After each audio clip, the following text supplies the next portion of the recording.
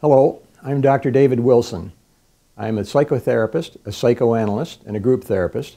I practice in two locations, in Manhattan and in Murray Hill, and in Bayside, Queens, and also I do about a third of my practice by telephone. The primary issue with couples when they come in most often is that they want the other person to change. And that's the goal. That's what's actually expected of me, is that I will change the partner. Of course, that's virtually impossible. You can't change other people. What you can do is to help them understand each other. And when they do understand each other, they'll begin to accept each other.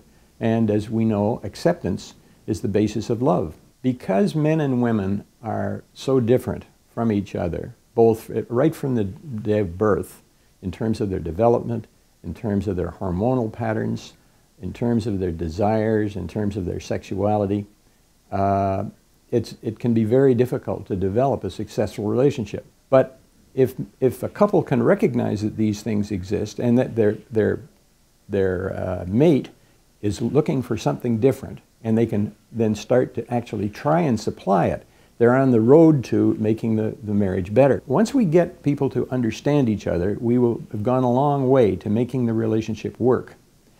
And to do that, what we need to do is to develop communication. Communication between the two is the essence, the sort of cornerstone of making a relationship work.